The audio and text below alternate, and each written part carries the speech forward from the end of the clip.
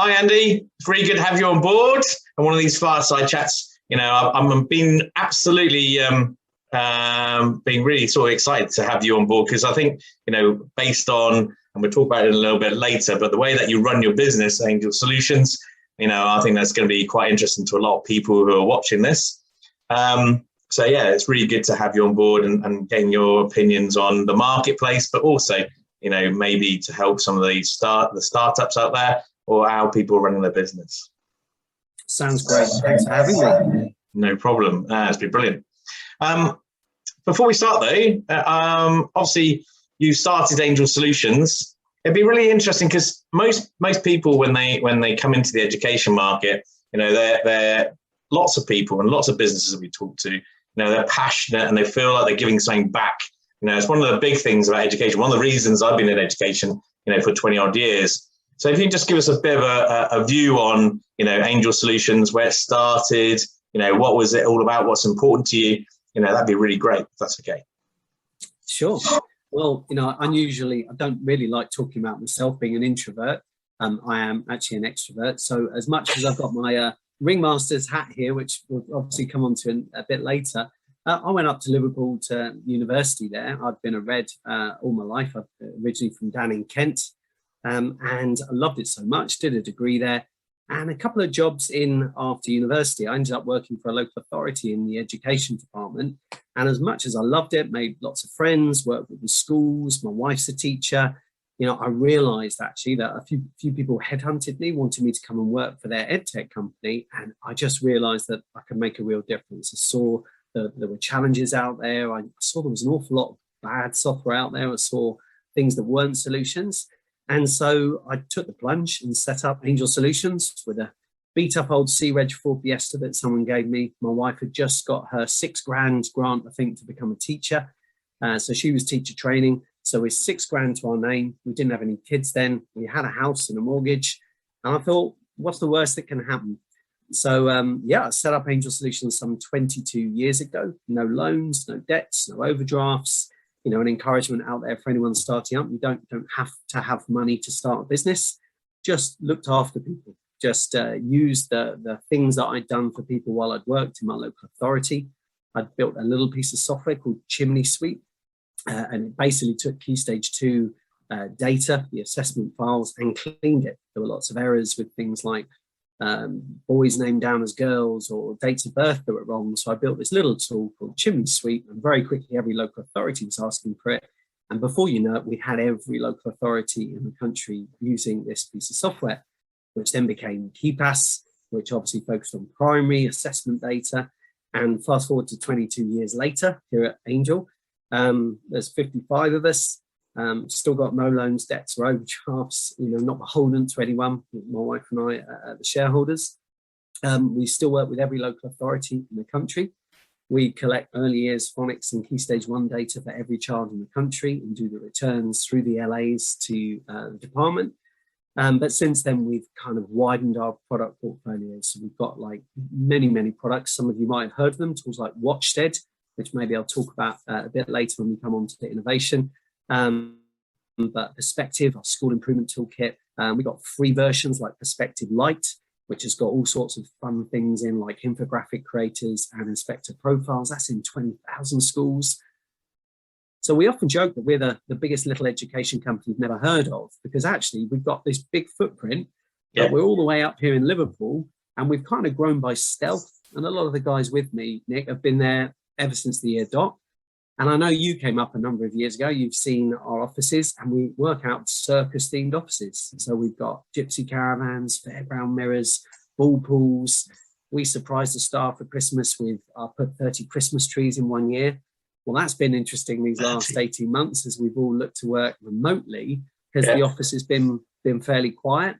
And maybe, we can talk about that later as part of our chat in terms of culture and the challenges of working remotely.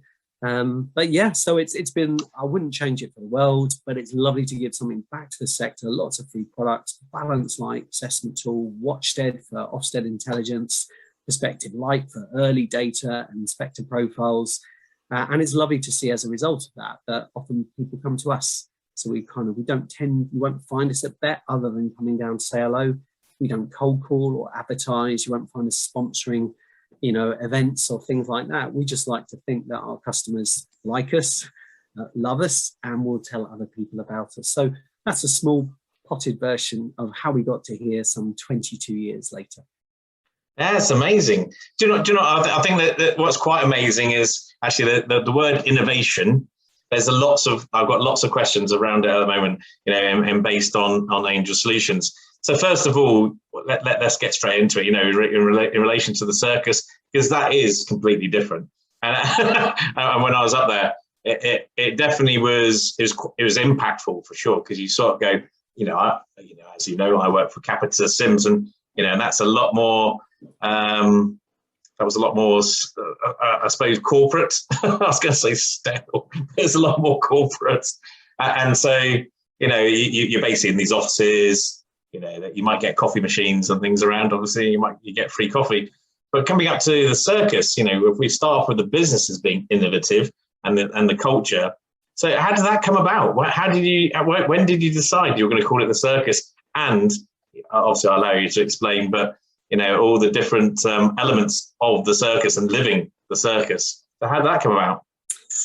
It was a number of reasons, really. One is I always like to do surprises for our staff. I can't remember how many we were at the time, maybe 30 of us. And we just realised that the offices that we were in didn't really represent who we were as either people. Obviously, a lot of companies or organisations reflect the owner, don't they? So obviously a little bit different. I do have a ringmaster's hat. I'm just very conscious the sun's shining through this. It's made this go very Star Wars. I feel like I'm like Darth Vader in the background here. One of the first things I wanted to do is, if we were serious about innovation, is creating an environment that fostered it. I didn't want it to be taught. Anyone can say, oh yeah, we're an innovative company. So we wanted lots of creative spaces. We didn't want people coming in and feeling like they were just in a cubicle. Every office is almost the same, aren't they? The white partition walls, with a desk, with a phone on. So we started going, okay, what can we do that's different here? So, we built a caravan inside the offices. It's huge, seats about 4 or 5 people, all sorts of knickknacks in there from secondhand stores. We've got a meeting room that's themed like Apollo 13, and we've got a local arts student in from the school to decorate it. Rather than getting a corporate fit out, we thought, well, we work with schools, why not allow a local sixth former to put it on their portfolio? And it's a lovely sort of thought piece there that if you've seen the film Apollo 13, there's a bit where up in space, they've got a few hours left to get oxygen from one module to another, and they need to build this adapter, this filter, but they've only got what they've got up in space. So, of course, the NASA engineers down on the ground, they lay out a table with literally the inventory of what's in the module, and that's all they've got. And we often use that for anyone in education. You'll often know that, well, the DfE or Ofsted have changed something, or, the spec has changed with 1 week left to go. And we can't sit here and say, well, if only we had 6 months and a budget of 50 million. So that mentality, sometimes we go in there and we say, how are we going to solve this problem? And I think so, we got rooms that are themed like that. We've got a Narnia room where you have to walk through a wardrobe to get in there. And it's probably about as corporate as you get. It's like a boardroom set up. All the rooms have got, internet screens, whiteboards, which of course was always there to try and foster that creativity. Even more so now we're hybrid, because of course we got people who live in Stockport, Doncaster, Nottingham, Ireland. And for some of them, they were there before COVID kicked in anyway. So we want to try and make sure that people can feel as close as possibly connected. It's obviously difficult to do that when you're remote. And we've got a skyline room, which I think we ended up chatting in. It's like a lounge with beautiful glass windows that overlook the Liverpool city centre and down to the docks. And I think having those different spaces, I never realised this, but it would pay dividends when it came to lockdown, because of course it means we can space ourselves out. We're not all crammed in like sardines. Yep. And actually there was a chance, Nick, back in April of this year to actually, there was a break in our lease. We could have totally got rid of our offices. And maybe this is a me thing, but I just really felt that even though we've been a skeleton crew in there, maybe 5 to 10 people tops, it just felt like we needed to keep somewhere that when we do want to do innovation, we can actually all come back together. So, and you're also, if I remember rightly, you had even costumes that people could wear if they wanted to. You had popcorn machines as well.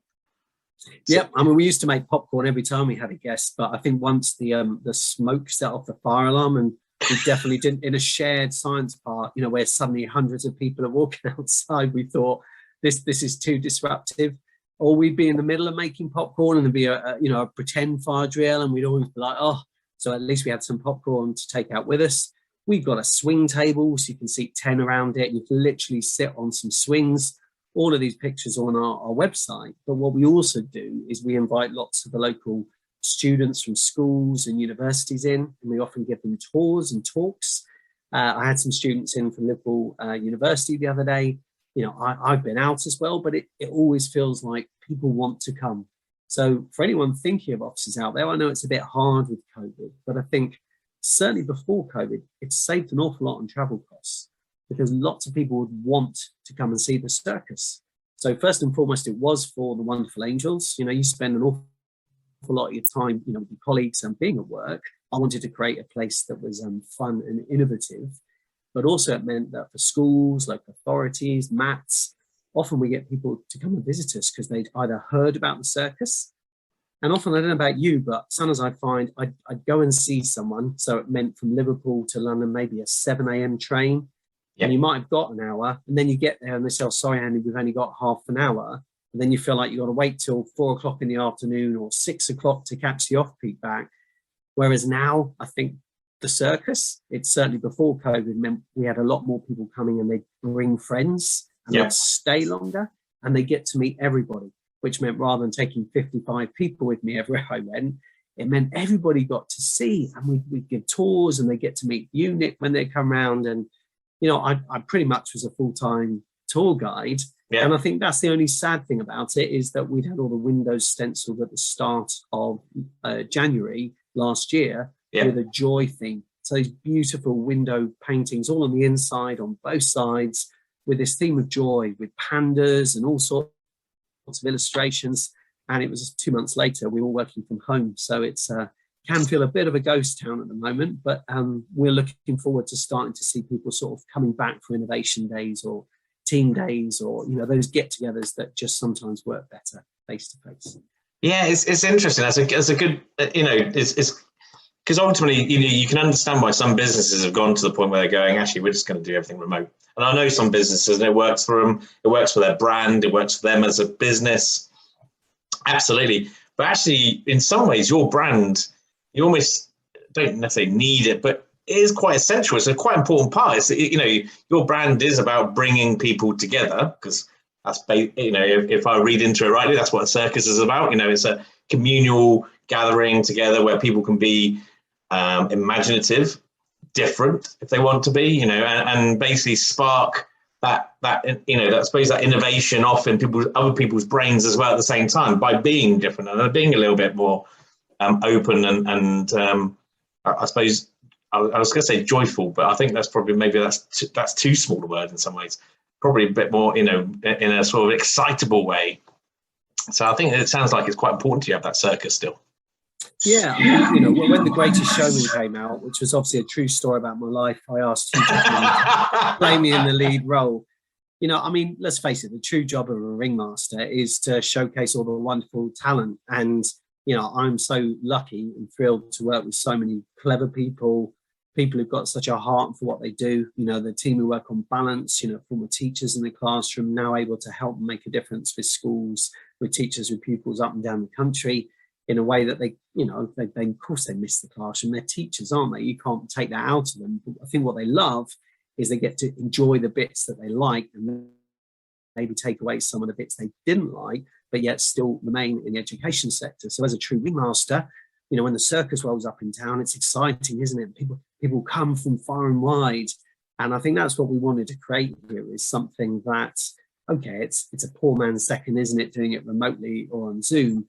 I think as and when we have been able to over COVID, or as we move forward in the future, there is something very special, I think, when you can form those bonds either with the team you've got or with people who come, because we don't have customers. They're all like, they're part of the Angel family. And we're sad if ever anyone leaves us. It feels like, they're gone. Because, of course, like every ed tech company, you don't always get 100% retention. but it feels like that's a loss to us. And we celebrate when new people join us. Like today, you know, I had another customer join the Balance family. It's like, well, welcome to the family. It's very hard sometimes to strike that balance between family and team. You know, for all of us, when you've got a performance management people, it's hard when you feel family. But I think I'd always choose that family ethos over the, you know, the straight-laced sort of hierarchical structure that feels very corporate and boring. So yeah, fun place. Love the Circus, and it's really worked well for us, saving on travel costs, but also as a place to foster innovation. Yeah, amazing.